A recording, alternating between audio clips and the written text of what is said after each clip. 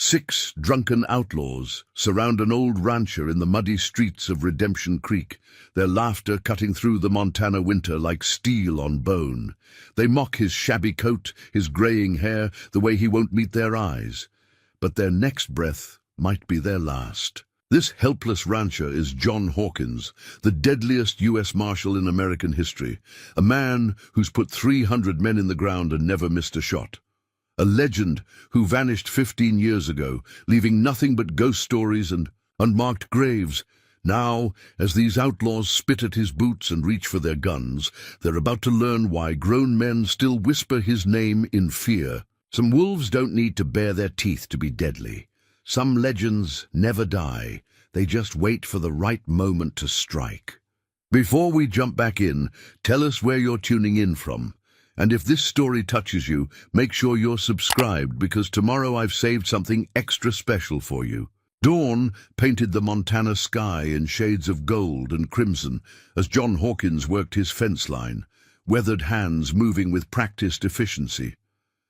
15 years of ranching had turned city calluses to honest work calluses, though beneath them lay older marks. The telltale roughness, where a gun grip had worn into flesh for decades. His 100 acres sprawled across the valley floor, good grazing land bought with saved Marshal's pay, and the bounties of men whose names he tried not to remember. The modest house and barn needed fresh paint, but the cattle were fat, and the horses were strong.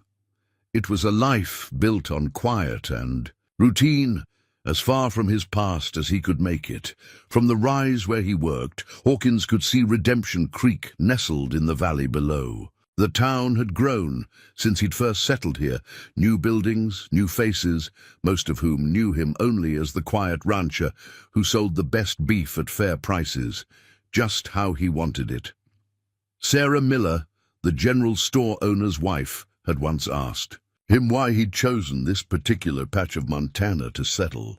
"Good water," he'd said simply, not mentioning how the high ground gave clear views of all approaches, or how the creek's bend created a natural barrier along his southern border. Some habits couldn't be broken, even after 15 years. His mare, a sturdy bay named Shadow, raised her head suddenly, ears pricking toward town. Moments later, Hawkins heard it too, hoofbeats, multiple riders pushing their horses hard. He kept working, though his body tensed instinctively. Young Tommy Burke came galloping up the trail, his father's horse lathered beneath him. "Mr. Hawkins! Mr. Hawkins!" The boy's voice cracked with excitement and fear. "Riders coming in from the east, mean-looking ones. Pa says they're the Raven Gang." Hawkins drove another fence post into the ground, his movements unhurried. "That's so." He'd heard of the Ravens. Their reputation for brutality had spread across 3 territories. "How many?" "6, sir. Been raising hell through the Dakotas." "Sheriff Mitchell in Deadwood sent word they killed 2 deputies last month." Hawkins nodded, testing the post's stability. "Town's got a sheriff of its own. Sheriff Jones took his deputy and rode out yesterday, hunting those horse thieves up by Eagle Pass." Tommy's voice dropped. "We ain't got no law in town at all." That explained why they'd chosen today. The Ravens weren't just brutality, they were careful brutality. Hawkins checked his pocket watch, a battered silver piece that had accompanied him through 20 years of manhunts. Almost noon. "Best head back, Tommy. Tell your pa to keep everyone calm. Sometimes trouble rides through without stopping, if there's no reason to stop." The boy hesitated. Pa said to tell you they've been drinking since Millbrook, said they're looking for some fun." Hawkins finally looked up, meeting Tommy's eyes. The boy flinched slightly, though he couldn't have said why. Something had changed in the old rancher's face. Something hard and cold that belied his peaceful appearance. "Go on home, son. Stay off the main street." He turned back to his work, but Tommy remained. "Mr. Hawkins, there's talk. Some of the old-timers say you used to be. Used to be doesn't matter much now, does it?" Hawkins cut him off gently. "Best hurry along." As Tommy rode away, Hawkins gathered his tools with methodical precision. The fence would have to wait. He led Shadow back to the barn, his mind already calculating distances, angles, possibilities. The worn floorboards in the barn's back stall creaked as he lifted them, revealing an oiled canvas wrap that hadn't seen daylight in 15 years. Inside lay a matched pair of Colt peacemakers, their grips worn smooth by years of use. The bluing had worn off in places, but the actions were still silk smooth, maintained with religious devotion even through years of retirement. Beside them lay a Marshal's badge, its silver star dulled with age. Hawkins touched the badge briefly, then left. Where it lay, that part of his life was over. But as he strapped on the gun belt with practiced ease, muscle memory took over, the smooth draw, the perfect balance, the way the holsters sat just right on his hips, like greeting an old friend, or maybe awakening a sleeping demon. He hadn't wanted this, had come to Montana specifically to avoid it, but sometimes a man's past rode hard on his heels, no matter how far he ran, and sometimes keeping peace meant remembering how to wage war. Doc Mason's weathered hands trembled slightly as he poured 2 fingers of whiskey into a chipped glass. The old Army surgeon had been the only person in Redemption Creek to recognize John Hawkins 15 years ago, and he'd kept that secret ever since. Now, watching his friend check his guns with mechanical precision, Mason saw the shadow of the man he'd once patched up after the bloody Sherman County shootout. "Never thought I'd see those Colts again," Mason said quietly, sliding the whiskey across his kitchen table. "Figured that part of you was buried for good." Hawkins didn't touch the drink. "Should be. Would be, if those Ravens had picked any other town. 6 of them against 1 retired Marshal." Mason's medical eye noted how Hawkins' movements showed no sign of age. "Those aren't good odds, John." A ghost of a smile crossed Hawkins' face. "Used to be 12 Raven brothers. I put 4 in the ground near Cheyenne back in '58, before they were the Ravens. Back when they were just the Cowboys, running with their papa's gang." Mason's breath caught. "These are the surviving Kellers. 3 of them, Lucas, Mark, and James. They've gathered some new blood since then." Hawkins finally looked up from his guns. "That's why they're here, Doc. Word must have gotten back to them somehow. They're not just passing through, they're hunting." The doctor sank into his chair. "Jesus, John, why didn't you leave when you heard they were coming?" "My life's here now, my ranch, my peace." Hawkins stood, moving to the window. "Been running 15 years. Maybe it's time to stop." Mason watched his friend's reflection in the glass. "Town's got a right to know who's protecting them. Town's got a right to their illusions. Marshal Hawkins died a long time ago, far as anyone knows. Let's keep it that way. That legend, though," Mason shook his head, "still hear travelers talk about you sometimes. The Marshal who never missed. The man who brought in the Cassidy brothers single-handed. 300 confirmed kills." 312, Hawkins corrected quietly. "Every face still clear as yesterday, every name written in my Bible. That's not something to brag about, Doc. That's something to atone for." A horse whinnied outside, and Hawkins moved with liquid grace away from the window. Mason marveled at how his friend could shift from aging rancher to deadly predator in the blink of an eye. "Those years after the war," Mason said carefully, "when you were hunting down the worst of the worst, people called you a hero. People called me a lot of things. Depends which side of my gun they were on." Hawkins checked his pocket watch again. "Ravens will be good and drunk by now, looking to make their reputation bigger by terrorizing a small town, or by killing the legend they've been hunting." Hawkins shook his head. "They don't know they're hunting him. Not yet." He moved to the door, then paused. "Doc, if this goes bad, I'll have my surgery ready." Mason stood. "But John, these aren't the same young guns you put down in Cheyenne. Lucas Keller's built himself quite a name. They say he's fast." "Everyone's fast nowadays." Hawkins settled his hat carefully. "But speed isn't what makes a gunfight. Time does. Patience, knowing when to draw and when to wait." His eyes, when they met Mason's, held 15 years of carefully banked fire. I didn't survive by being fastest. I survived by being smartest, by letting them make the mistakes. And if they don't make mistakes, everyone makes mistakes, Doc. Pride, anger, revenge. He opened the door. Even me, thinking I could bury the past under 15 years of honest.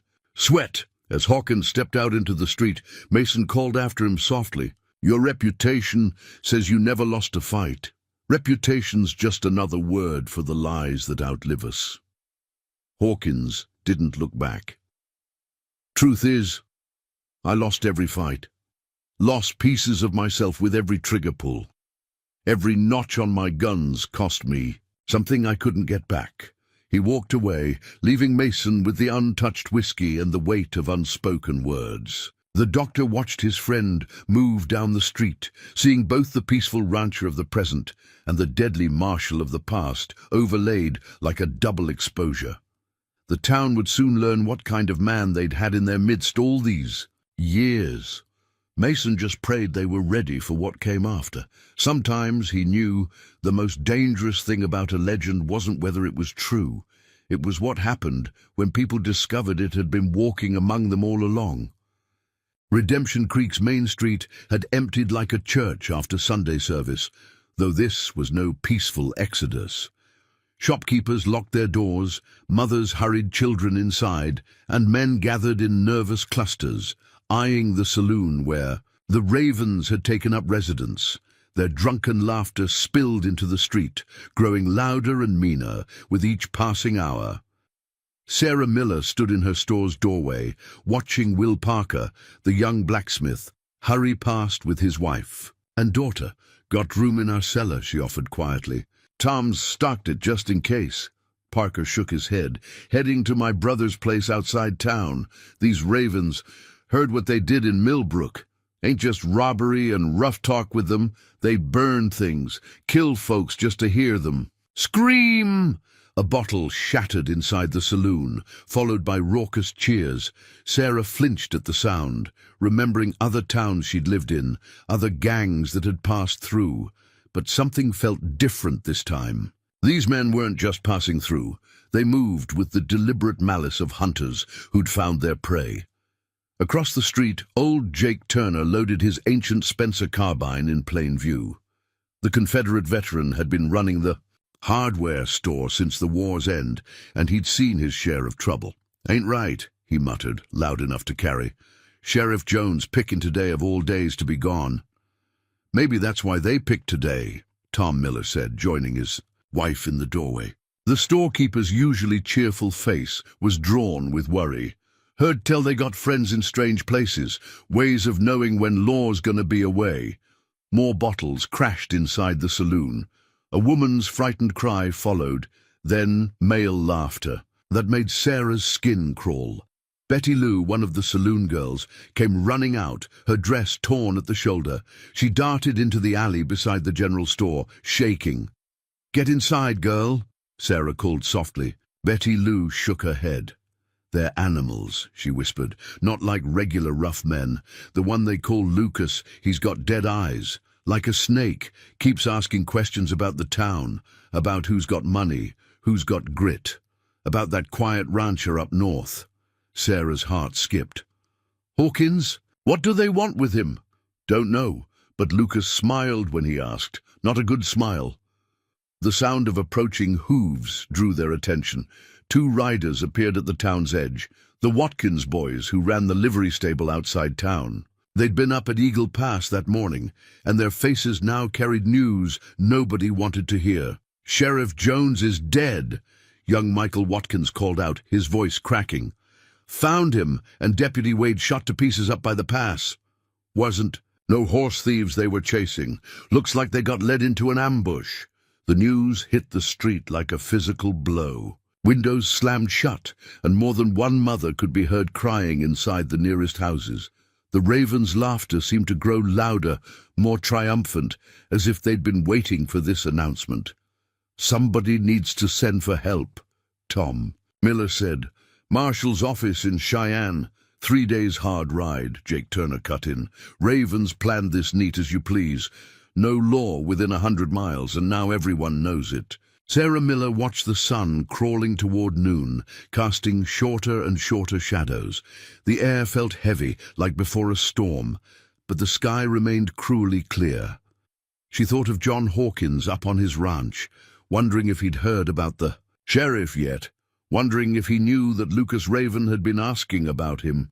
Something was coming, not just violence. Redemption Creek had seen violence before. This was different.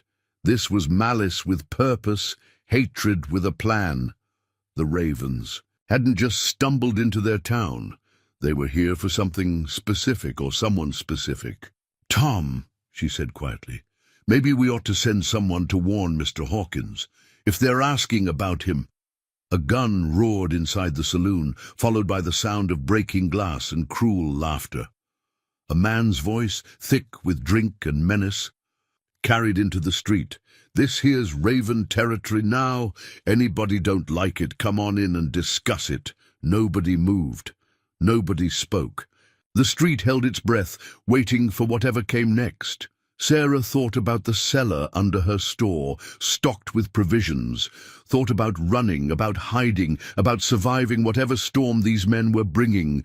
But storms, she knew, didn't just blow over on their own. Sometimes they had to be faced. Sometimes safety lay not in running from the thunder, but in finding the strength to weather it. And sometimes, she thought, looking north toward Hawkins's ranch, the quietest man in town turned out to be the strongest shield against the storm. John Hawkins heard them coming long before they appeared. 6 horses pushing hard up the valley road, kicking up dust that caught the afternoon sun like golden smoke. He continued stacking hay in his barn, each movement measured and deliberate. Though his senses tracked every hoofbeat, every jangle of gear, every laugh that carried on the wind, Lucas Raven led them, riding a big blood-bay stallion stolen from a ranch in the Dakotas. Hawkins recognized him without looking. Some memories didn't fade, even after 17 years. The boy he'd wounded in Cheyenne had grown into a hard-faced man with dead eyes and a silver-plated colt worn low on his hip. "Well, look what we got. Here, boys," Lucas's voice carried across the yard, thick with whiskey and old hatred. "Honest rancher, working his honest land." The words dripped with mockery. Hawkins kept working, though his hands had found the familiar grooves worn into the pitchfork's handle, perfect for quick releasing, perfect for fighting. He counted footsteps as the ravens spread out around his barn door. Classic ambush formation, just like their father had taught them before Hawkins put him in the ground. "Mighty fine place you got here, old-timer." Lucas stepped into the barn's shadowed entrance. "Shame if something happened to it." "Private property," Hawkins said mildly, not turning around. "Unless you're here to buy beef, suggest you ride on." A bottle shattered against the wall near his head. Mark Raven's laugh followed, higher pitched than his brother's, touched with a madness that hadn't been there in Cheyenne. "Ain't here for beef, old man. Here 'cause somebody remembered something interesting, about a ranch north of town, about a quiet man who keeps to himself." Hawkins turned slowly, carefully. Early afternoon sun silhouetted the ravens in the doorway, 6 shapes that his muscle memory automatically categorized by weapon, stance, threat level. Lucas in front, Mark and James flanking him. 3 new faces behind them, young guns eager to prove themselves. 15 years is a long time," Lucas said softly, "but some debts don't fade. Some blood feuds don't end till all accounts are settled." "Don't know what you're talking about, son." Hawkins leaned his pitchfork against the wall. "I'm just a rancher." Lucas's hand brushed his gun, a gesture so casual it was almost elegant. "Funny thing about that. See, we've been asking around about you. Nobody knows where you came from. Nobody knows your story. Just appeared one day 15 years back, right around the time a certain Marshal disappeared." The air in the barn grew heavier, charged with the electricity of approaching violence. Hawkins felt the weight of his hidden Colts beneath his coat, but kept his hands loose at his sides. Got a description of that Marshal, James Raven added.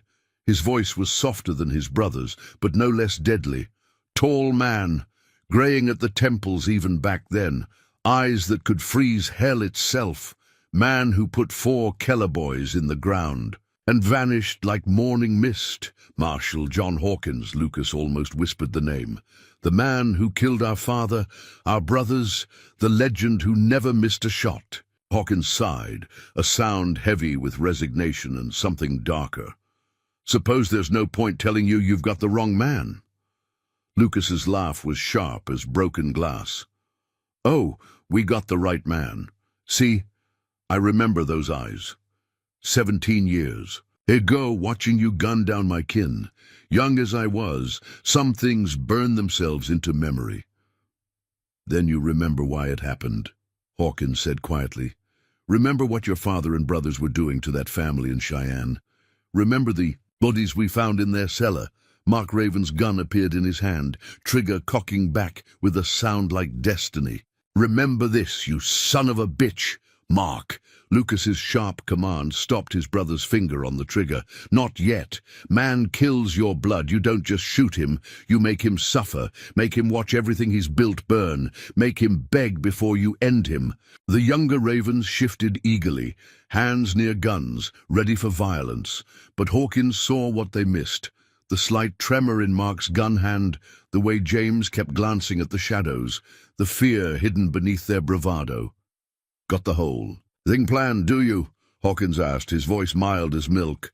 Oh yes, Lucas smiled, all teeth and terror. By sunset this ranch burns. By midnight that sweet little town below learns what real fear tastes like.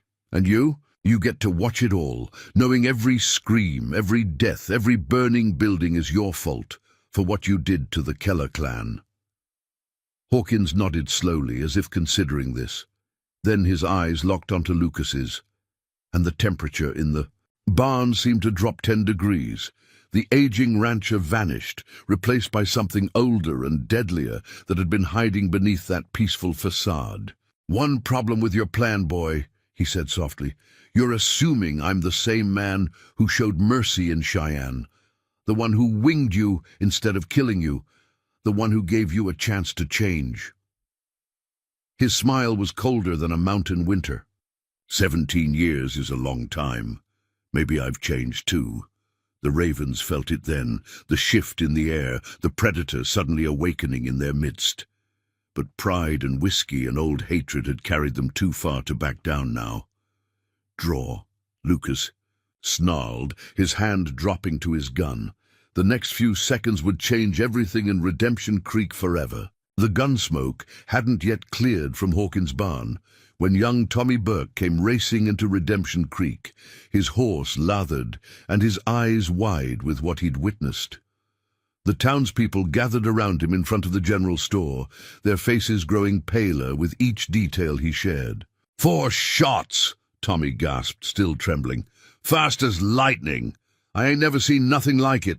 2 Ravens down before they could clear leather. Third one took it in the gun hand. He swallowed hard. Lucas Raven, though, he got away. Him and his brother Mark.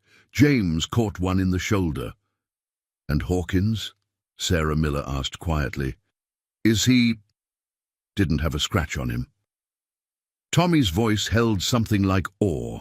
Standing there, calm as Sunday, smoking guns in both hands like a lawman, old Jake Turner finished, like someone who's done this before.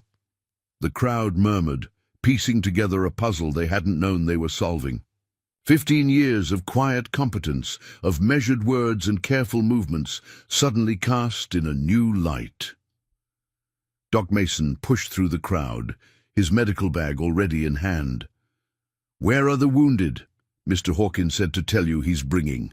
And them to town himself. Said you should prepare your surgery. Tommy paused. Said to expect more before sunset. As if summoned by the words, a wagon appeared at the edge of town. Hawkins drove it, 2 guns now visible on his hips, his face set in lines of grim determination. In the back, 3 Ravens lay groaning under blankets, their wounds bandaged with professional efficiency. Lucas is gathering men, Hawkins announced, without preamble as he pulled up in front of Mason's office. "Called in every rider they've got within 50 miles. They'll hit the town by nightfall." The fear was palpable now, spreading through the crowd like poison. Tom Miller found his voice first. "How many?" 20, maybe 30. Ravens never ride light when revenge is on their minds. Hawkins helped Mason get the wounded inside, his movements betraying years of practice at this grim task. "Town's got maybe 4 hours to prepare." "Prepare for what?" someone called out. "To die." Hawkins turned to face the crowd, and people instinctively stepped back. The quiet rancher was gone completely now, replaced by something harder, more dangerous. A weapon unsheathed after years in hiding. "Nobody's dying tonight," he said quietly. "Not unless they choose to." Sarah Miller stepped forward. "You're him, aren't you? The Marshal they used to talk about. The one who broke the Keller gang." "Was him," Hawkins corrected. "Now I'm just a rancher who's real tired of running from old ghosts." He raised his voice to address the crowd. "But what I was doesn't matter. What matters is what's coming, and what we're going to do about it." "We?" Jake Turner challenged. "Seems to me this is your fight, Marshal. Your past catching up."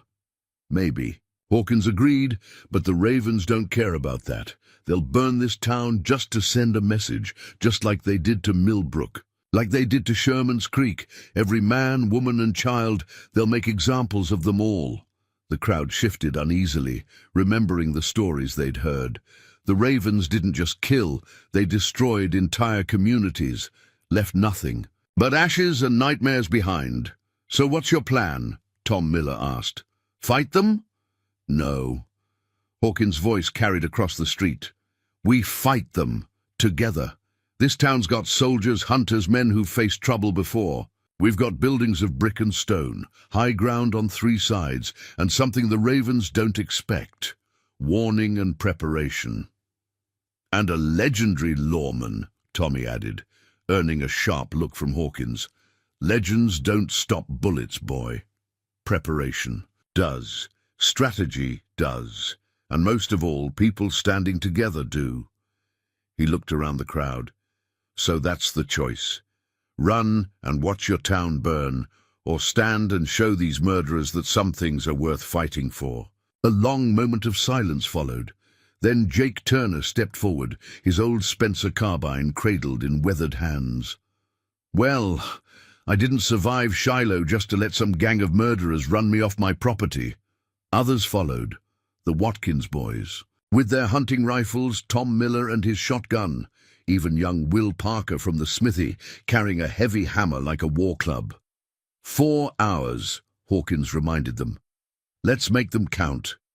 As the crowd dispersed to prepare, Sarah Miller caught Hawkins's arm.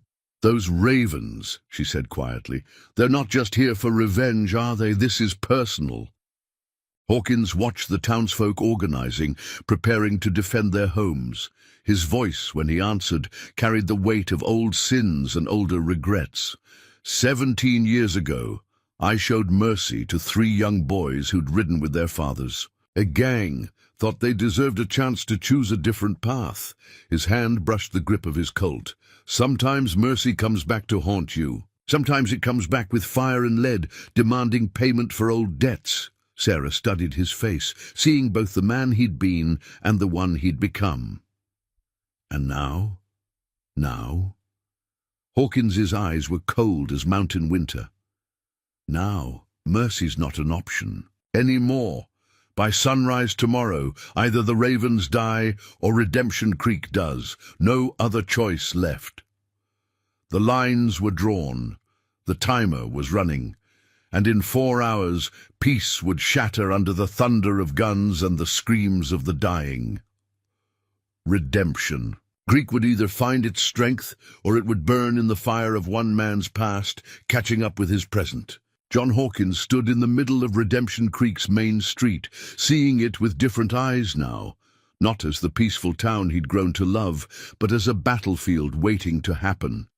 Every window became a firing position, every alley a potential ambush point, every roofline a tactical advantage or disadvantage.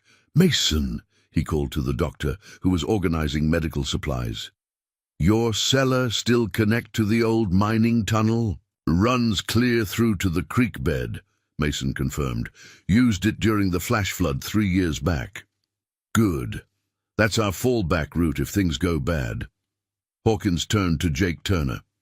Jake, get every woman and child into the cellars. Mason's, the general store, the bank, anywhere below ground level, and get them there now. The old Confederate nodded, already moving. He'd recognized the tone in Hawkins' voice, the same one sergeants used before major battles. Mr. Hawkins! Tommy. Burke came running up, eager to help.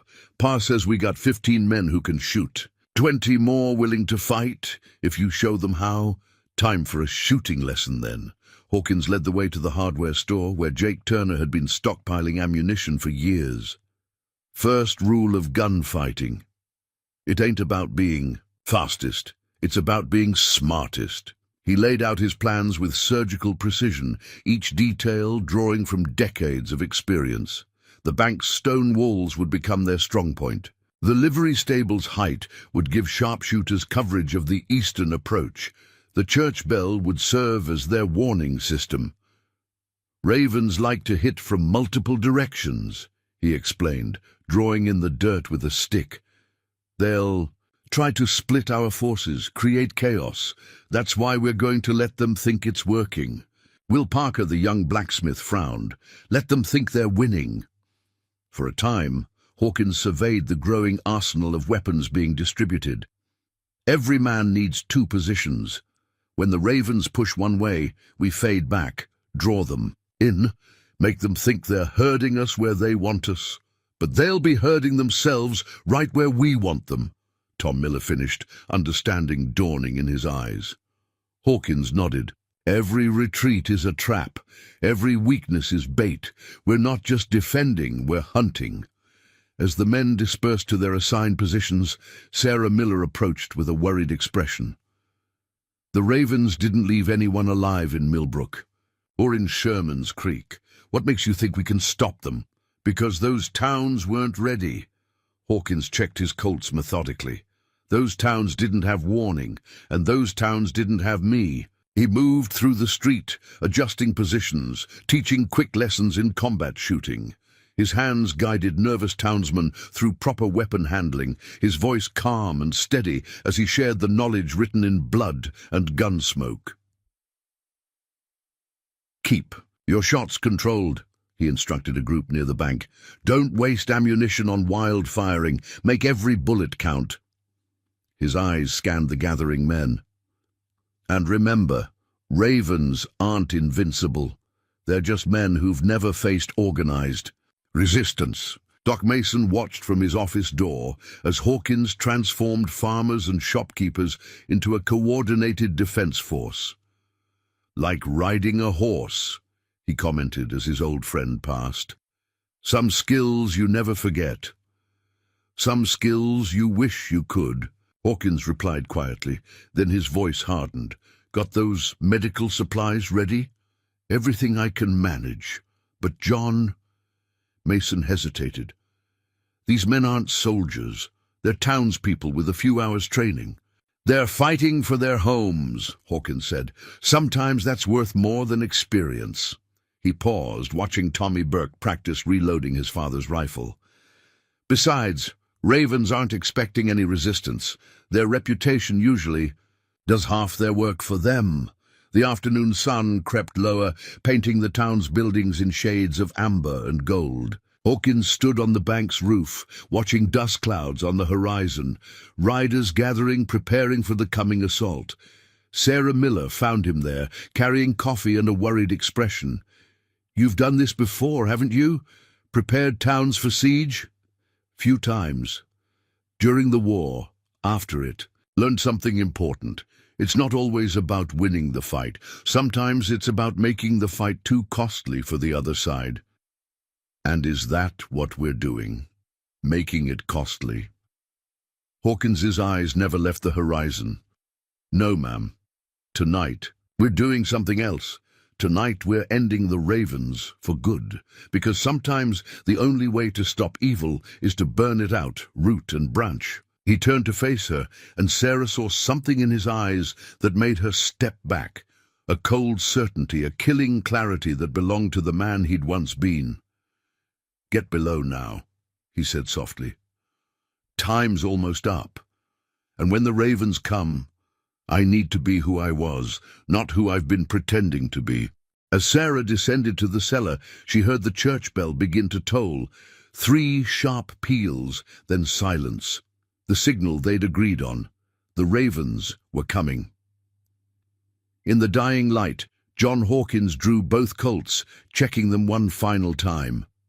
15. Years of peace fell away like an old coat, revealing the deadly weapon beneath. The Marshal, who'd never lost a fight, was back, and Redemption Creek was about to learn exactly why his name had once been whispered in fear across 3 territories. Darkness crept over Redemption Creek like a predator stalking prey. The town held its breath, every defender positioned according to Hawkins' careful plans. From his vantage point atop the bank, he counted at least 30 riders gathering at the edge of town. More than expected, but not enough to change the strategy. The first attack came not with gunfire, but with fire itself. Burning arrows arced through the night, setting the livery stable's roof ablaze. The Watkins boys were ready, dousing the flames with prepositioned water barrels, but the Ravens' message was clear. They meant to burn Redemption Creek to the ground. "Steady," Hawkins called softly, his voice carrying to nearby positions. "Let them make the first real move." Lucas Raven's voice boomed from the darkness. "Last chance, Marshal! Send out Hawkins and maybe, just maybe, we'll kill the rest of you quick." No one responded. The town remained still, waiting. "No takers?" Lucas laughed, the sound sharp with madness. "Then we do this the fun way. Boys, show them what ravens do to folks who harbor our enemies." Riders emerged from the shadows, moving in practiced formations. These weren't just drunken outlaws anymore. These were experienced killers who'd done this before. They split into groups, probing the town's defenses from multiple angles. The first shots came from the east, ravens trying to flush out defenders near the church. Jake Turner's men held their fire, remembering Hawkins' instructions. "Let them. He'd come closer. Let them think their plan is working." Movement in the alley, Tommy Burke whispered from his position beside Hawkins. 3 men trying to flank the bank. Hawkins nodded. "Good eye, boy. Now watch and learn." The Ravens crept forward, confident in their superior numbers and experience. They'd done this dozens of times. Terrorize a town, break its will, then destroy it completely. But this time was different. This time, they were the ones walking into a trap. When the killing started, it happened with the sudden violence of a summer storm. Ravens, moving through the alley, found themselves caught in crossfire from carefully placed defenders. Their return fire hit empty windows, positions already abandoned according to Hawkins' rotating defense plan. "Push them toward the center," Hawkins commanded. "Make them bunch up." More Ravens charged the bank's front entrance, led by Mark Raven himself. His face was twisted with rage and whiskey courage. "Come out and die, Marshal!" Hawkins' response was 2 precise shots that killed Mark's horse and wounded his gun hand. The outlaw's scream of pain and fury echoed through the street. "Getting sloppy, boy," Hawkins called out. "Your father taught you better than that. Never charge a fixed position without covering fire." "Kill them all!" Lucas's voice cracked with desperation. "Burn everything." But the Ravens were learning that this fight was different. Every attack met coordinated resistance. Every move was countered before it fully developed. They were used to terrorizing helpless townspeople, not facing an organized defense led by a tactical expert. "They're pulling back," Tom Miller reported from his position. "Regrouping by the church." Hawkins checked his ammunition. "They'll try something bigger now, something to break our will." His eyes narrowed. Lucas always did favor big gestures. When he was losing, as if confirming his words, a wagon rolled into view, its bed loaded with dynamite. Two ravens pushed it slowly toward the bank, using it as moving cover. "Jesus," Tommy breathed. "They're going to blow the whole building." "No," Hawkins said calmly. "They're not." He raised his voice. "Will Parker, show them what a blacksmith can do with a good arm." The young smith rose from his hidden position, his powerful arm hurling something small and bright. The dynamite he'd been modifying all afternoon landed perfectly in the wagon's bed. The ravens pushing it had just enough time to realize their danger before the explosion lit up the night like false dawn.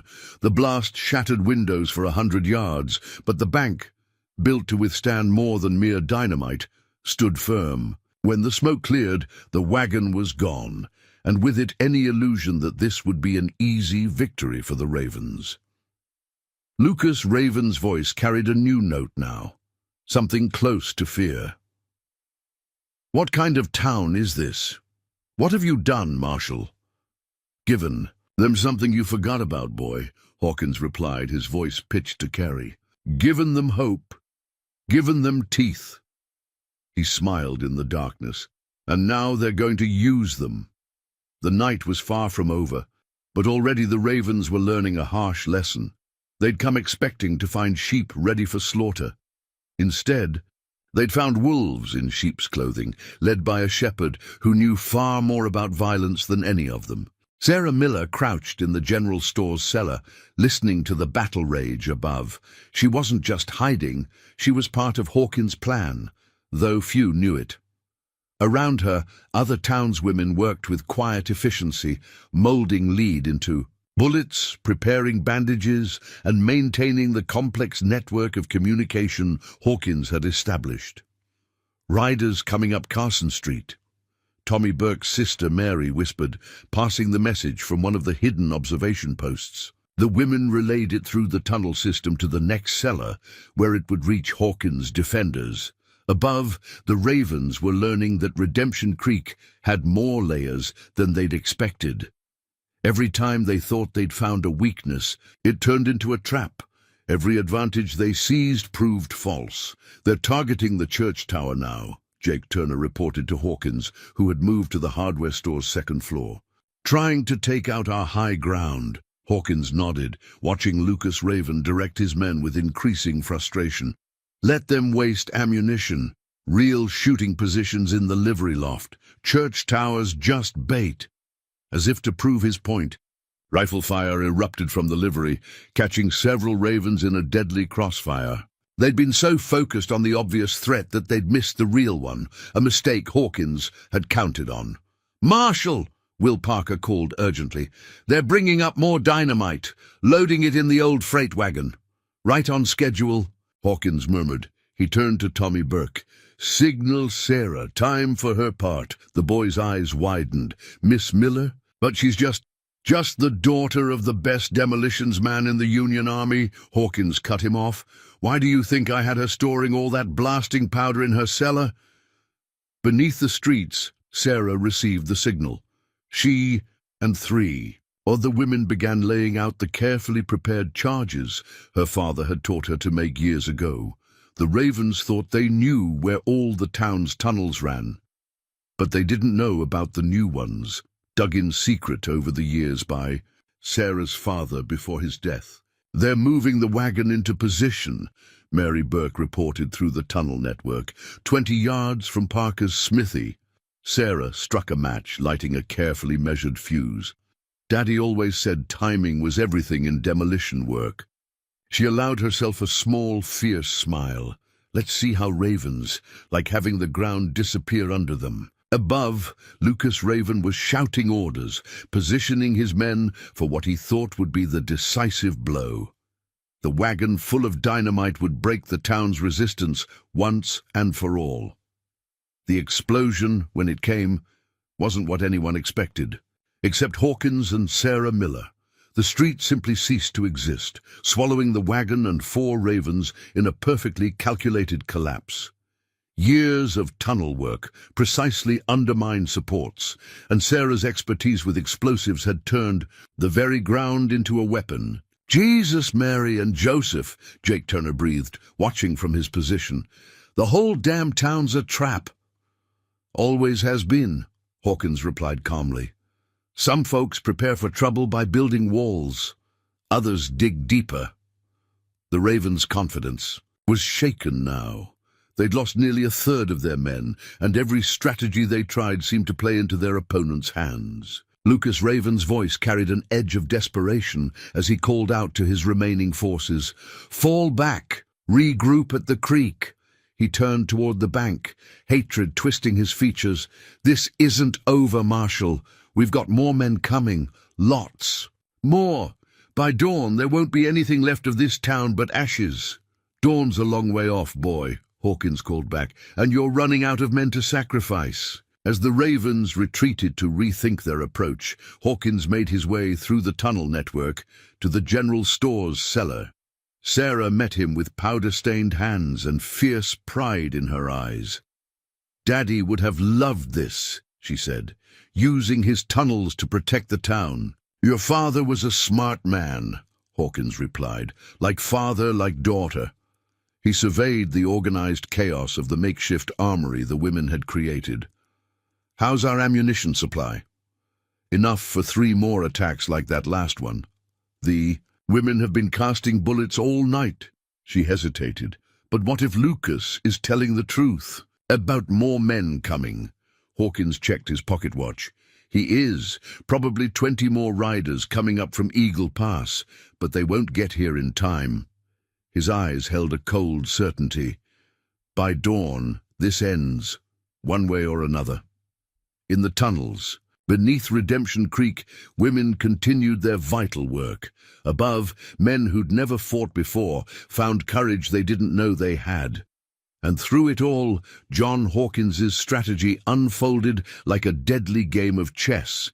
Each piece positioned, each trap laid, each sacrifice calculated. The Ravens had come expecting to find a town's weakness. Instead, they'd discovered its hidden strength. The power of ordinary people united under extraordinary leadership. And the night was far from over. The midnight hour found Redemption Creek in an uneasy stillness. The Ravens had withdrawn to the creek bed, their campfires visible in the distance as they tended their wounded and waited for reinforcements. But John Hawkins knew better than to trust the quiet. Wounded animals were often the most dangerous. "Something's wrong," he muttered, scanning the darkness from the bank's roof. Beside him, Jake Turner nodded grimly. "Too quiet. Ravens ain't known for patience." The warning came too late. A scream cut through the night, high, terrified, and suddenly silenced. It came from the direction of the Mason house just outside. "The defensive perimeter, Doc." Tommy Burke's voice cracked with concern. "Still in his surgery," Hawkins replied, already moving. "That was his wife, Mary." They found her on the back porch of her home. She'd apparently tried to retrieve medical supplies from their private store. The Ravens had been waiting. The note pinned to her body with her own kitchen knife was written in blood. "Now it's personal, Marshal. No more games. You've got 1 hour to surrender, or we start killing them slow, real slow, like this one."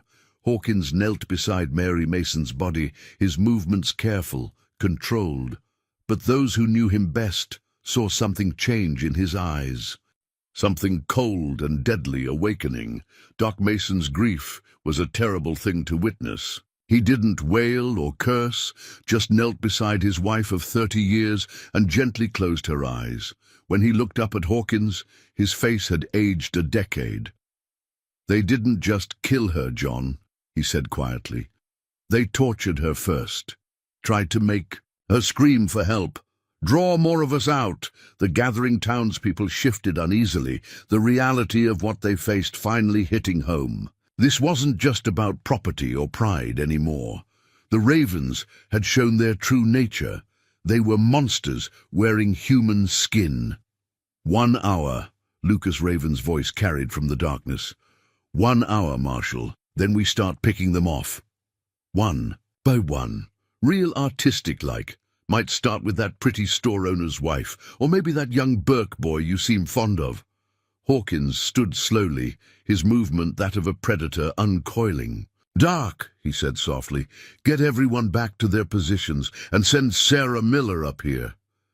When Sarah arrived, she found Hawkins checking his guns with methodical precision. His face was carved from stone. "I need access to every tunnel," he said without preamble. "Every exit point, every crawl space. And I need to know if your father left anything else hidden down there, anything deadly." Sarah's eyes were hard as she looked at Mary Mason's covered body. "Daddy had a special cache, stuff too dangerous to keep above ground.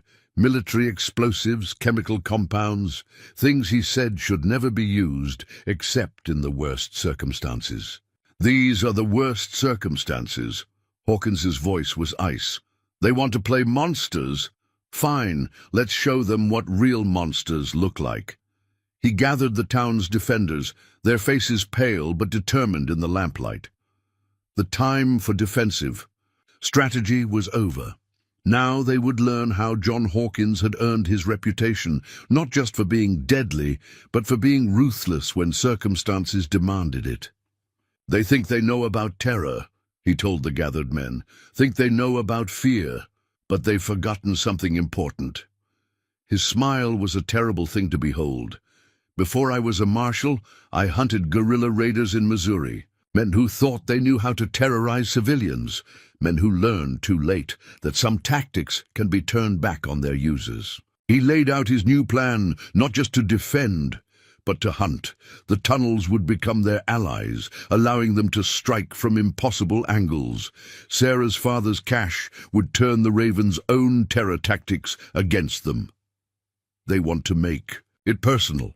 Hawkins checked his guns one final time. "They want to play with fear? Then let's teach them why my name used to make killers wake up screaming." The town's defensive positions were reorganized, no longer just strong points to hold, but bases for aggressive action. The women in the cellars began preparing Sarah's father's special compounds, things that would make the night itself seem to come alive with terror. "Remember Mary Mason," Hawkins told them. "Remember what they did and what they promised to do to others, because after tonight, the only people who'll remember the Ravens will be those telling scary stories around campfires." Out in the darkness, Lucas Raven was still shouting threats, still playing at being the monster in the night, but he'd made a fatal mistake. He'd shown his true nature too early, forced Hawkins to unleash his. The Marshal, who'd never lost a fight, was about to show them why. The man who'd buried his violent past under 15 years of peace was about to remind them that some legends are born in blood for a reason. The hour of grace was ticking down, but it wasn't the town that should have been counting those minutes with dread. It was the Ravens who should have been afraid. They'd wanted to make it personal. They were about to learn just how personal John Hawkins could make it. The hour of grace hadn't quite expired when the first Raven died. He never saw it coming, just felt Hawkins' knife slide between his ribs as the former Marshal emerged from a shadow that seemed too small to hide a man. The outlaw didn't even have time to scream. "One," Hawkins whispered, lowering the body silently to the ground. In the darkness, he was no longer the aging rancher.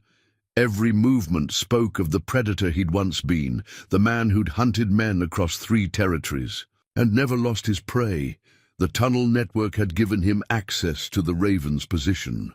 Sarah's knowledge of every exit point let him emerge like a ghost in their midst, but it was 15 years of buried instinct that made him deadly.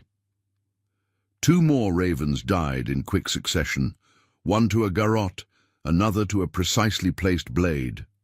Their bodies were dragged into the shadows before their absence could be noticed. The Ravens had spread themselves thin, trying to surround the town. Now that very spacing made them vulnerable. "Anybody seen Cooper?" one Raven called out. "Boy was supposed to be watching the creek bend. Probably drunk again," another answered. "You know how he—" The response cut off in a wet gurgle as Hawkins' wire found his throat. 4 down. Like he'd told the townspeople, sometimes the best way to fight monsters was to become one. Back in town, Sarah Miller was implementing her part of the plan. The chemicals her father had stored in the tunnels weren't just explosives, they were things designed to create panic. Smoke bombs that turned the darkness strange colors. Compounds that made normal sounds echo wrongly. The night itself seemed to turn against the ravens. What the hell is that? A raven's panicked voice carried through the strange mist. The air, it's wrong. Lucas Raven's voice cracked with forced bravado. Stand fast, you cowards. It's just tricks. The Marshal's trying to...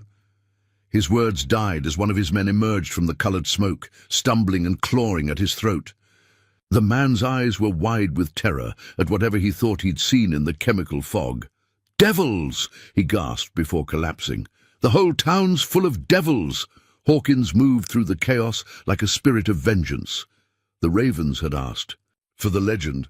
Now they would meet him. Every nightmare they'd ever heard about Marshal Hawkins was coming true in the worst possible way. He's everywhere. The cry went up as another body was found. How can he be everywhere? In the town, Jake Turner and his men began their part of the attack. Rifles cracked from multiple positions, not trying to kill but to wound. To add to the confusion, to make the ravens bunch up in predictable ways. Fall back, Lucas screamed, his composure finally cracking. Regroup at the... A shot from Hawkins' Colt took him in the shoulder, spinning him around. But when the ravens turned to help their leader, he was already gone, dragged into one of Sarah's tunnel entrances by unseen hands. Lucas! Mark Raven's voice held raw panic now. Lucas, where are you? The answer came from everywhere and nowhere. Hawkins' voice carried by the strange acoustics of Sarah's father's compounds. He's learning, boy, learning what real fear tastes like, learning what happens when you murder innocent women. The remaining ravens clustered together, firing wildly at shadows. Each shot was answered by the town's defenders, forcing them to move, to stumble into prepared killing grounds. You wanted the Marshal? Hawkins's voice seemed to come from right behind them, then from above, then from below. You wanted the legend? Well, here he is. Here's the man your fathers used to warn you about. 3 more ravens died in quick succession, their bodies vanishing into the mist. The survivors' nerves finally broke. They ran, but Hawkins had planned for that too. The only clear escape route led straight into the town's prepared crossfire. When it was over, when the strange smoke cleared, 13 ravens lay dead or dying. 6 more were captured, huddled together like frightened children.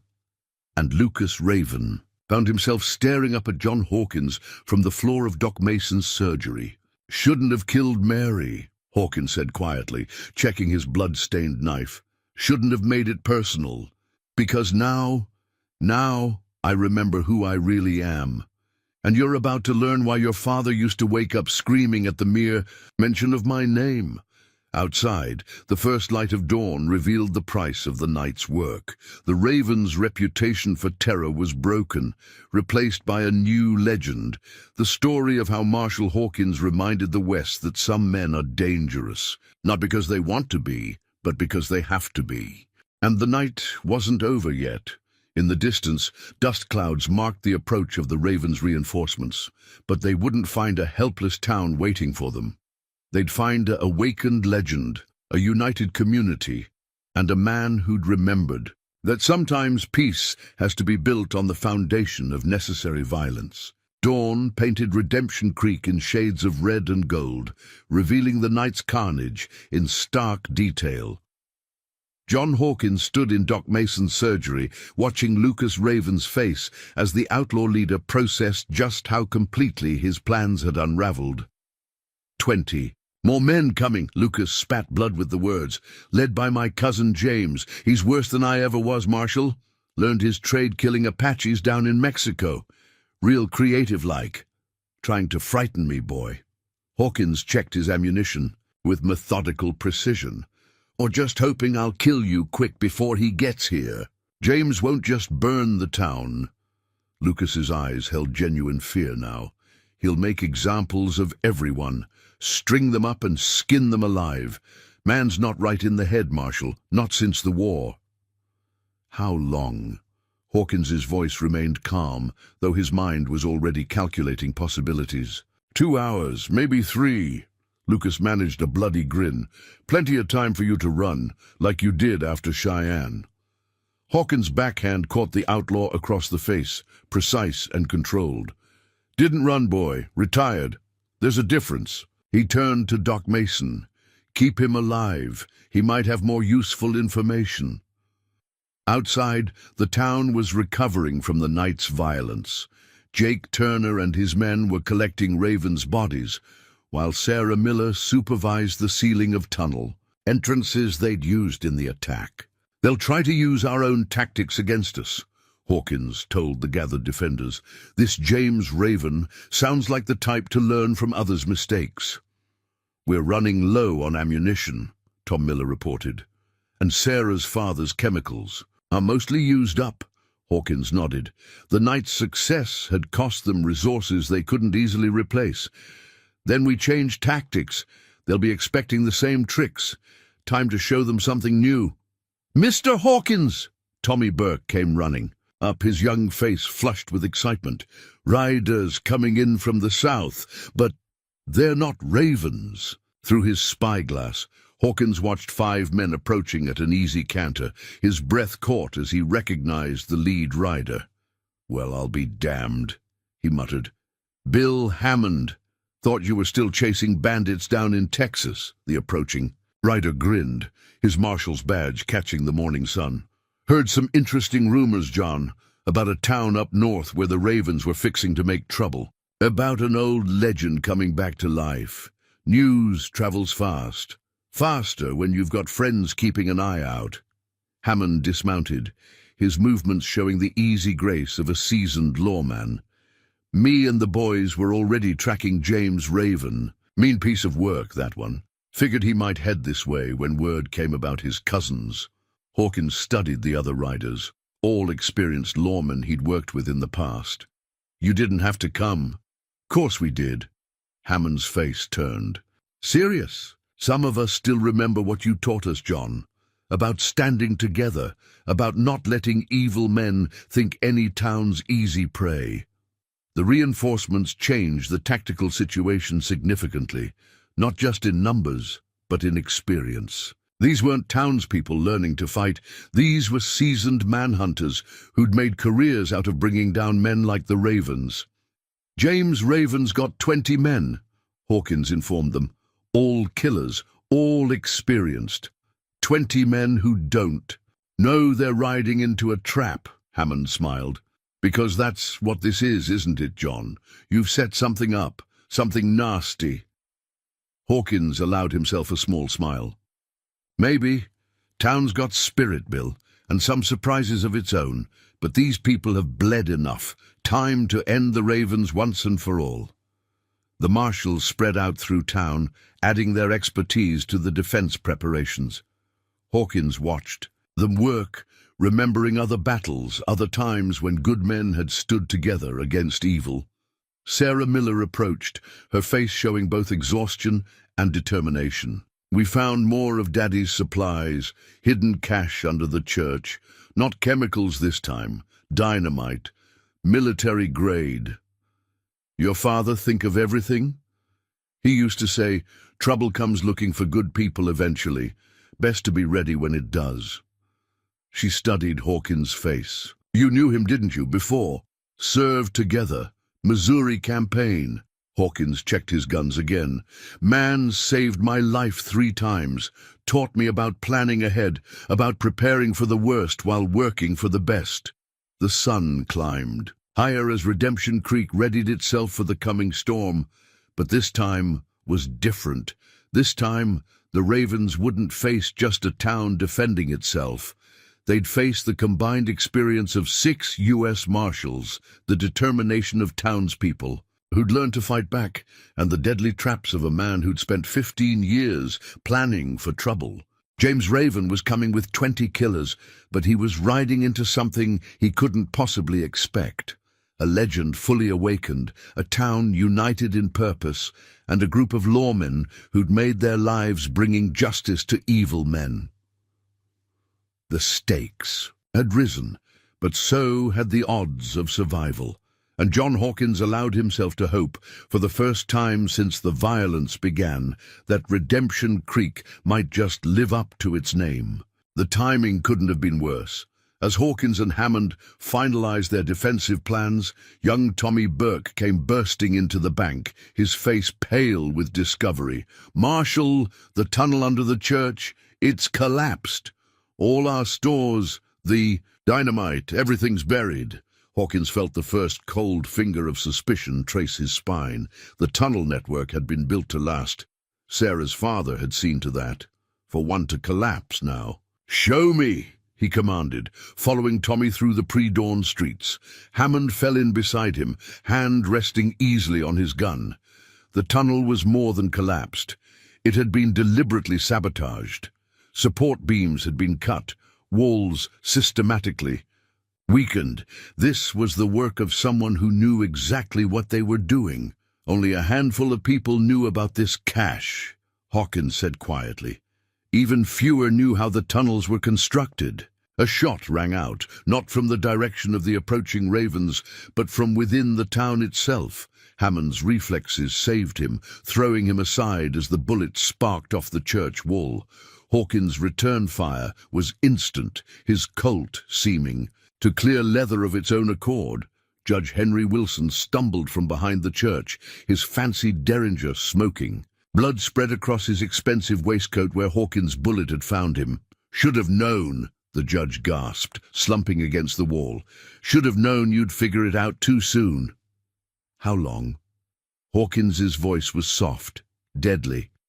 "How long have you been working with them?" "Since Cheyenne." Wilson's laugh turned into a cough. "Lucas didn't just recognize you, Marshal. He remembered me, too. Remembered the judge who used to warn his daddy about possess.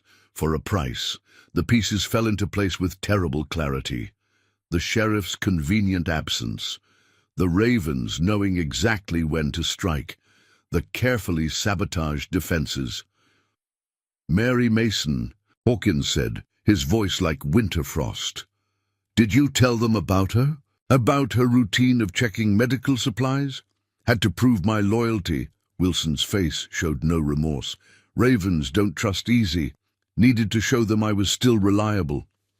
Sarah Miller emerged from a nearby tunnel entrance, her face white, with rage as she understood what she was hearing. "You helped them murder Mary. After all these years, all she and Doc did for this town." "Town's dying anyway," Wilson spat. "No railroad coming, no mining interests. Ravens offered good money to help them take over, turn this whole territory into their private kingdom. More pieces connected, the judge's recent land purchases, the pressure on smaller ranchers to sell, all part of a larger plan to hand Redemption Creek to the Ravens piece by piece. James Raven isn't just coming with 20 men, is he?" Hawkins asked, though he already knew the answer. 35. Wilson smiled through blood-stained teeth. "Best killers money can buy, and they know every defense you've planned, every tunnel, every stockpile." His eyes moved to the church tower. "Even your favorite sniper position, Marshal. All rigged to collapse the moment you trust it." Hammond cursed softly. "We need to reorganize, change everything." Too late. Wilson's voice was fading. "James is closer than you think. Signals already. Been sent.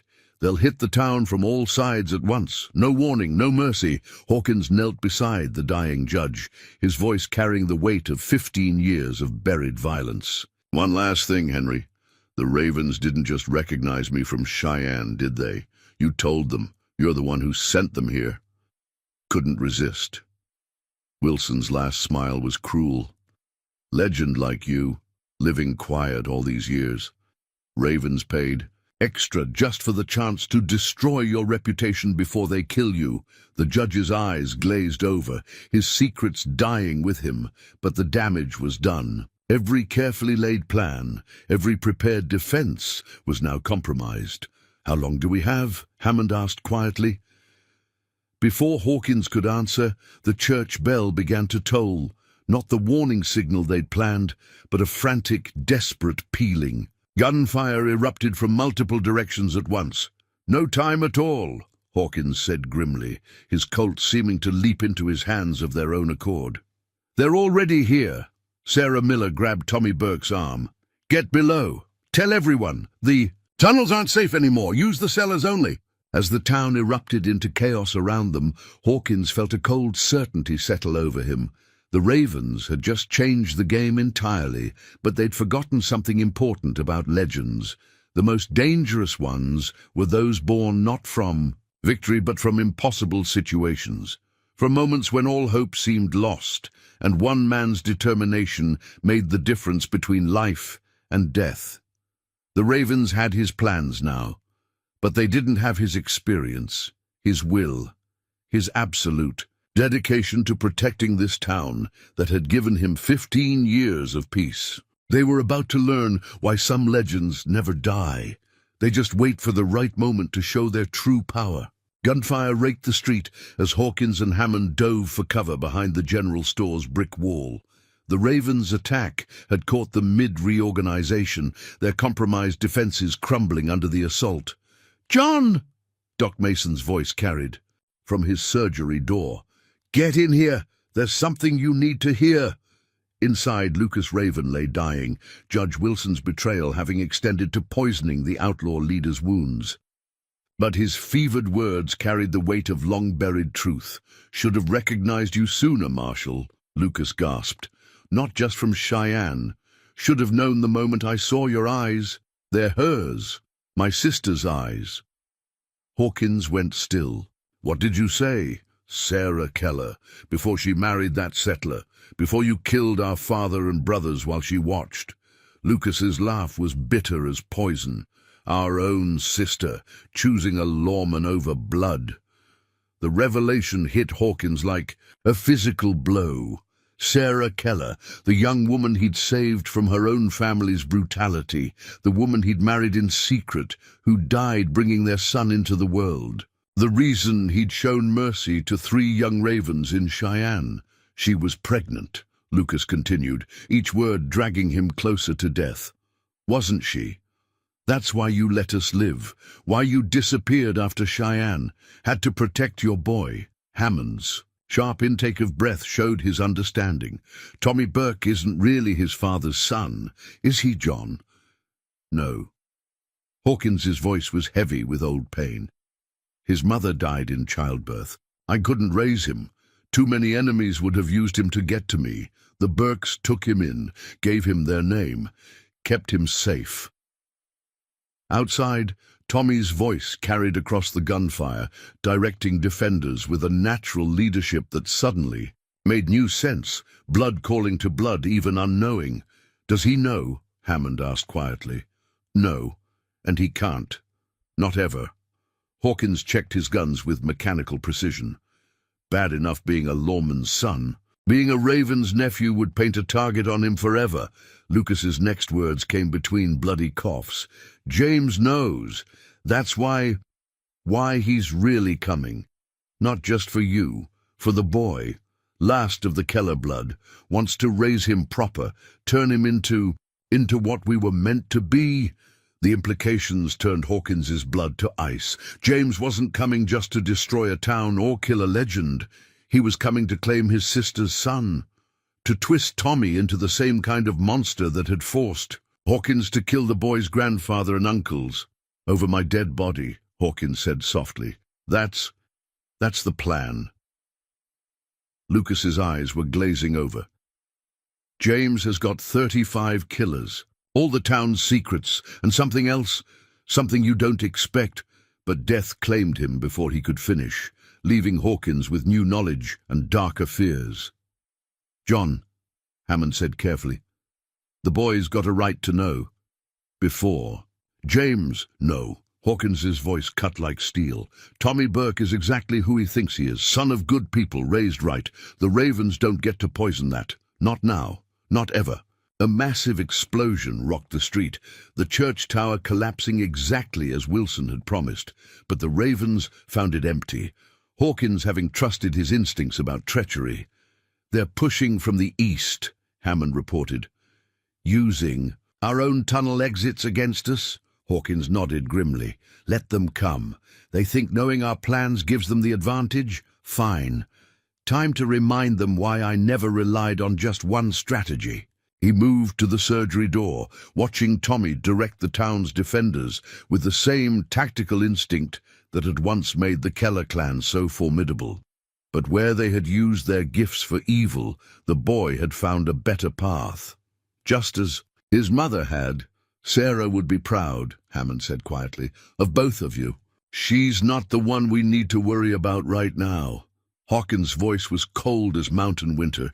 "James Raven is coming to claim his nephew, coming to destroy everything Sarah died to protect, and he's about to learn why some family feuds can only end one way." The gunfire intensified as more Ravens pushed into town, but now Hawkins had something beyond duty driving him, beyond even protecting the town that had given him peace. He had a son to protect, a sister's dying wish to honor, and a blood debt that could only be paid in lead and gunsmoke. The Ravens thought they understood what they were fighting for. They were about to learn that some motivations run deeper than revenge, some bonds are stronger than blood, and some legends are born not from skill or reputation, but from a father's absolute dedication to protecting his child from the darkness that claimed the rest of his family. The midday sun found Redemption Creek transformed into a battlefield. Ravens held the east end of town, using the compromised tunnel exits as cover. Hawkins' defenders had fallen back to prepared positions around the bank and general store, but now every decision carried new weight. Every move had to balance protecting the town with keeping Tommy Burke away from James Raven's approaching forces. "They're moving through Mason's tunnel now," Sarah Miller reported, emerging from a cellar entrance. 6 men, well armed. Hawkins nodded, his mind calculating angles and options.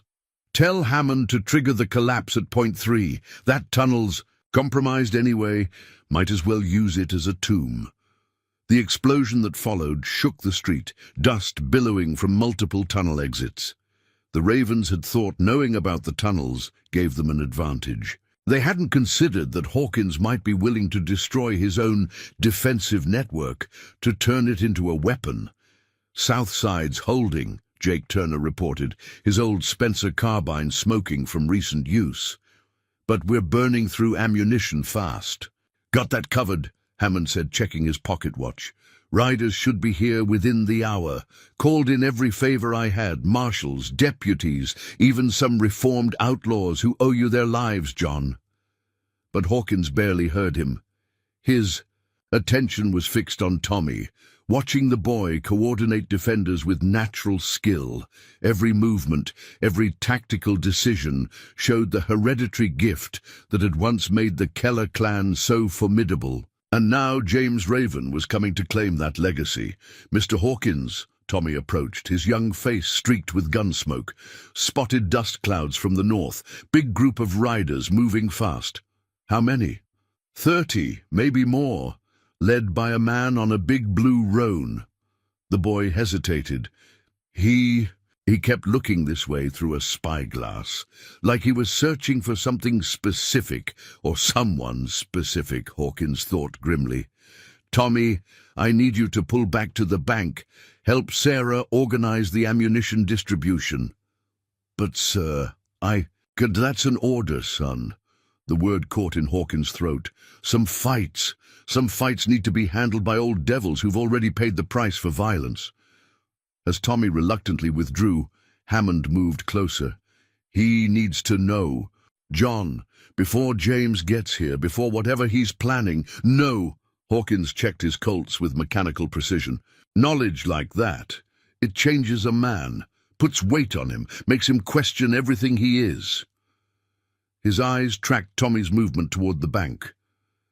"Let him be Tom Burke's son. Let him stay clean of all this blood and history." A massive explosion rocked the east end of town, the Ravens using dynamite to clear new approaches. They were pushing harder now, trying to secure the town before James arrived. But something in their tactics had changed. They were being careful around the bank, almost protective of the building where Tommy was now working. They've got orders, Hammond realized, about the boy, about taking him alive. James wants his legacy intact. Hawkins's voice was winter-cold. Wants to raise him the way Sarah refused to let them raise her, turn him into a proper raven, over our dead bodies. That's the general idea. Hawkins surveyed the street, marking positions and possibilities. How long till your reinforcements arrive? Hour, maybe less, assuming they don't run into trouble. A bullet sparked off the wall near Hawkins's head, a warning shot from a skilled hand. A voice carried across the battlefield, smooth as silk and deadly as a rattler. "Little brother's dead, Marshal." James Raven's words dripped with false concern. Poor Lucas, never was as strong as he should have been, not like proper Keller blood. Hawkins didn't respond, but his hands tightened on his guns. "But there's other Keller blood in this town, isn't there?" James continued. "Young blood, untainted blood. Blood that needs proper guidance to reach its true potential." The shooting had stopped. Both sides held their fire, feeling the weight of what was coming. "Sarah made her choice," Hawkins called back finally, "chose a better path than your family's madness, and died for it." James's laugh was cruel as broken glass.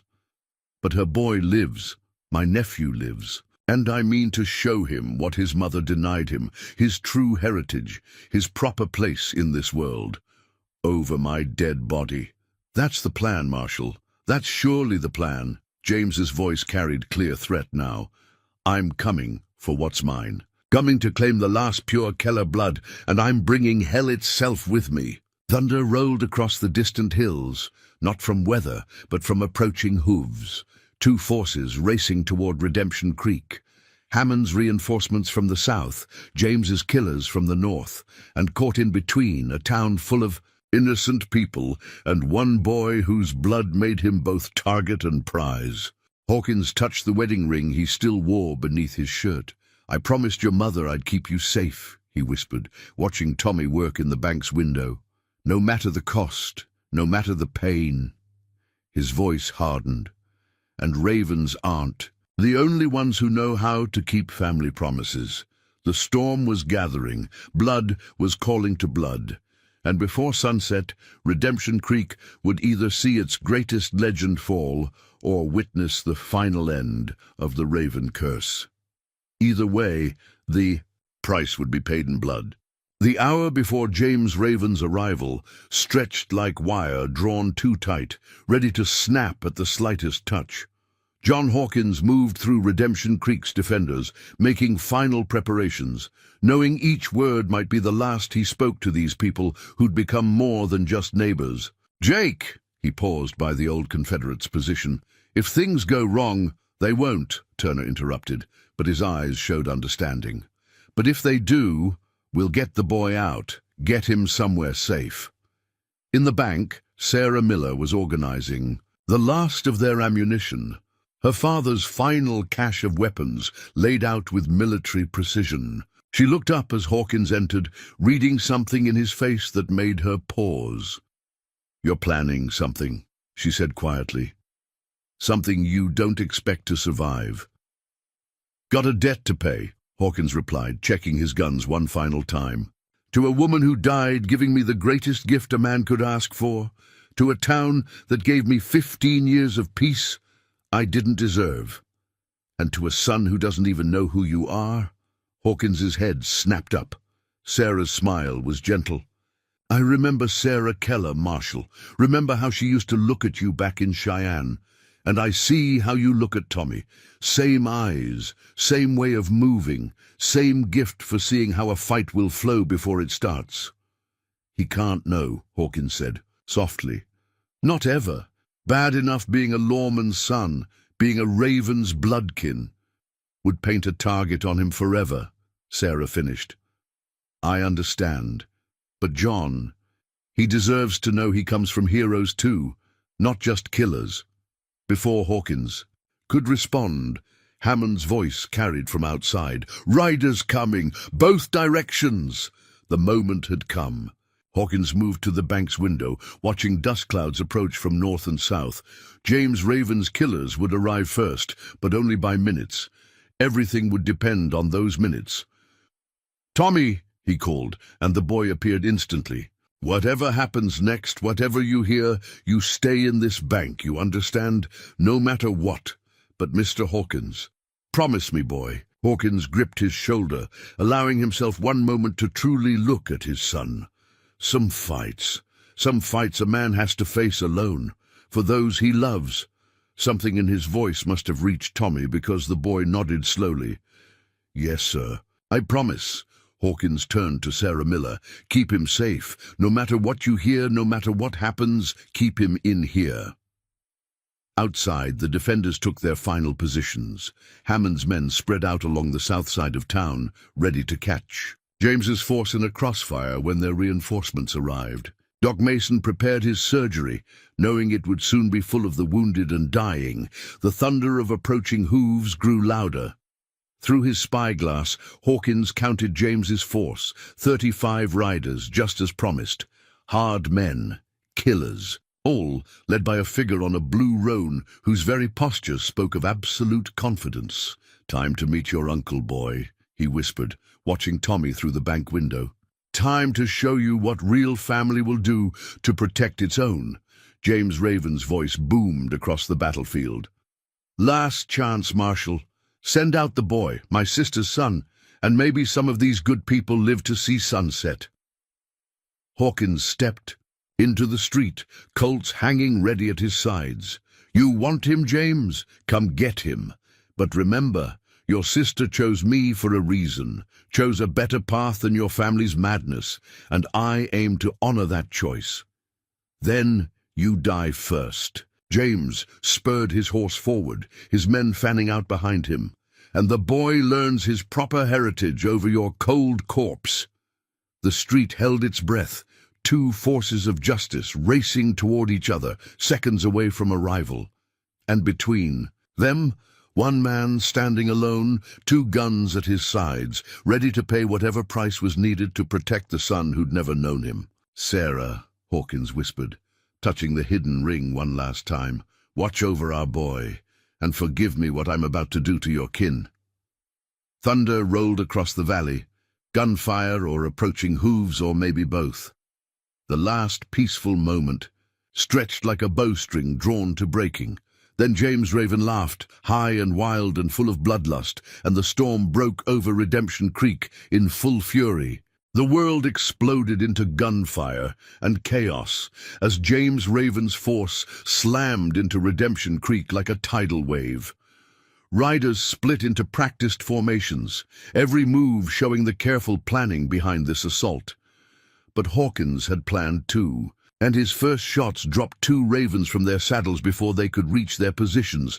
Take him, James roared, his own gun blazing. Take him alive. I want him to watch when I claim my nephew. Hawkins dove behind an overturned wagon as bullets chewed splinters from the wood. He rolled, came up shooting, each shot finding its mark with mechanical precision. 4 more ravens down, but others were pressing forward using the confusion of battle to work their way closer to the bank. Inside, Tommy struggled against Sarah Miller's grip. Let me help him, please. Your father asked me to keep you safe, she said firmly, not specifying which father she meant. And that's exactly what I'm going to do. Outside, Hammond's voice cut through the chaos. Reinforcements coming! 2 minutes out. But 2 minutes was a lifetime in a gunfight. James Raven had dismounted, moving with the fluid grace of a born killer. His men provided covering fire as he worked his way through the battlefield, heading not for Hawkins, but for the bank. I can smell the blood calling, he shouted, his voice carrying the edge of madness. My sister's blood, the true Keller legacy. Hawkins burst from cover, guns thundering. 3 more ravens fell, but others pressed forward, forcing him back. They weren't just fighting for victory now. They were fighting to hold him away from the bank, to give James time to reach his goal. John! Hammond's warning came too late. A bullet caught Hawkins in the left arm, spinning him around. Another creased his ribs. But the pain only fueled his determination. He'd promised Sarah he'd protect their son, and no amount of lead was going to stop him from keeping that promise. The street had become a killing ground. Ravens fell to defenders' fire, but they kept coming, James' madness driving them forward. Hawkins reloaded with mechanical precision, each movement practiced over decades, until it was faster than thought. Then he heard it, glass breaking at the bank's rear window, Tommy's shout of surprise, Sarah Miller's cry of pain. Something snapped. Inside Hawkins, all the careful control, all the tactical precision, burned away in the fire of a father's absolute rage. He came up shooting, not bothering with cover, every shot finding its mark. Ravens fell like wheat before a scythe as he carved his way toward the bank. "That's right!" James's voice carried from inside. "Come save him, Marshal! Come watch me teach your boy his true nature!" Hawkins burst through the bank's door to find James holding Tommy, a knife at the boy's throat. Sarah Miller lay unconscious nearby, blood streaming from a head wound. "One more step," James grinned, "and your son dies never knowing his real father." But James had made a fatal mistake. He'd forgotten that Tommy was more than just Keller blood. He was Sarah's son, and Hawkins' son. The boy moved like lightning, dropping and twisting just as his father had taught him during those casual shooting lessons. The knife cut air where Tommy's throat had been, and Hawkins' gun roared once. James staggered, surprise replacing madness in his eyes. "How?" "My blood too," Hawkins said softly. "My son, my teaching, all these years watching over him, preparing him just in case this day ever came." Outside, Hammond's reinforcements had arrived. The remaining Ravens were being cut down or surrendering, but in the bank, time stood still as James Raven faced the truth of his failure. Could have been glorious," he gasped. "True Keller blood, restored." "He is true." "Keller blood," Hawkins replied.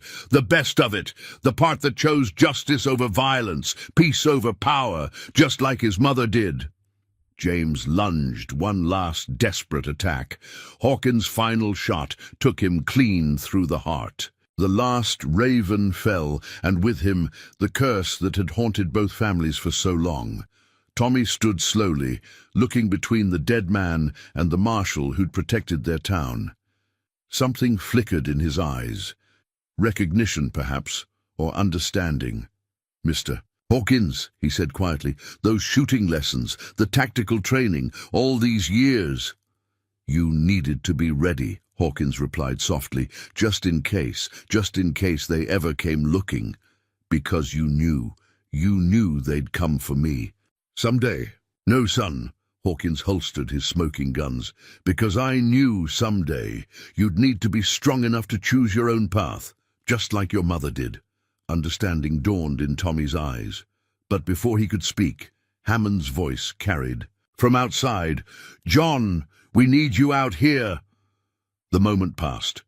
There would be time later for truth, for explanations. For now, there was a town to secure, wounded to tend to, and peace to restore. But as they moved to help the others, Tommy's hand brushed Hawkins' arm, a gesture of understanding, of acceptance, of family found, even if the words remained unspoken. The Ravens were finished. The legacy of violence was broken, and, in its place, something better had grown, something built on choice, on sacrifice, on love, stronger than blood. Dawn painted Redemption Creek in gentle gold, so different from the harsh red of yesterday's sunset. John Hawkins stood on his ranch's porch, watching the sun climb over mountains that had witnessed both violence and healing. The town was rebuilding, its people stronger for having faced the storm together. Doc Mason had tended the wounded through the night, including Sarah Miller, whose courage had helped save Tommy's life. The dead, both Ravens and townspeople who'd fought them, had been laid to rest with proper dignity. Even James Raven, at Hawkins' insistence, some cycles of hatred needed to end with mercy. "Coffee, sir?" Tommy's voice carried from the doorway. The "sir" was different now, carrying weight beyond mere respect. "Sounds good, son." The word came easier now, its truth acknowledged between them in quiet moments rather than dramatic declarations. They sat together, watching the morning light strengthen. "You could have told me," Tommy said finally. "Wouldn't have been fair." Hawkins sipped his coffee. "You needed to become your own man first, choose your own path. Like Mother did, like Sarah did." Hawkins pulled out an old tintype photograph, preserved through 15 years of exile. "She was the bravest person I ever knew. Walked away from everything she'd been raised to believe in, chose a harder but better road." Tommy studied his mother's face, his own eyes looking back at him from the past. The Burkes, they knew. Tom and Mary Burke were the finest people I ever met. Loved you like their own. Gave you something I couldn't. A normal life. A chance to grow up without looking over your shoulder. But you were always watching. Always. Teaching those casual lessons in shooting, tactics, strategy. Hawkins nodded. "Had to know you could protect yourself if the Ravens ever came. If I wasn't around to do it." Hammond's arrival interrupted them, his horse's hooves crunching. "On the gravel drive, town council's meeting," he announced without preamble. "Voting on a new sheriff since Jones's death. Jake Turner nominated you, John." Hawkins shook his head. 15 years ago, I walked away from badges for a reason." "Different now," Hammond replied. "You've got roots here, family." His eyes moved, meaningfully to Tommy. People worth protecting officially, not just from the shadows. Before Hawkins could respond, Sarah Miller's buggy appeared, her head still bandaged but her spirit unbroken. "Don't bother arguing, John," she called. "Town's already decided. Question is whether you're wearing the star or Tommy is." "Me?" Tommy straightened in surprise. "You led the defense when it mattered," she replied. "Showed tactical sense that impressed even these old manhunters, though now we know where that came from." Hawkins studied his son's face, seeing Sarah's strength and his own determination reflected there. "Your choice," he said quietly. "Always has been." Tommy was silent for a long moment. "Reckon the town could do with 2 lawmen," he said finally. "A sheriff and a deputy, experience and new blood working together." Hammond grinned. "Like father, like son." The town was gathering for the council meeting, smoke rising from rebuilt chimneys, children playing in streets that had seen such violence. Just days ago, life continuing, as it always did, but stronger now, more prepared. "One condition," Hawkins said, standing. "We do this right. No more secrets. Town needs to know exactly who's protecting them and why." "And the Raven blood," Tommy asked softly, "is just blood. What matters is what you do with it. Your mother proved that. Now you have too." They rode into town together, father and son, past buildings bearing the scars of battle, and people who'd found their courage in darkness. Redemption Creek had faced its trial by fire and emerged stronger, its peace now built on understanding rather than ignorance, on strength rather than silence. The Marshal who'd hidden from his past had found his future. The son who'd never known his heritage had found his path. And the town that had given them both sanctuary had found its true strength, not in walls or weapons, but in the bonds between its people. Some legends, it seemed, didn't need to end. They just needed to change, to grow, to become something new and better, like father, like son, like a town called Redemption, living up to its name one day at a time.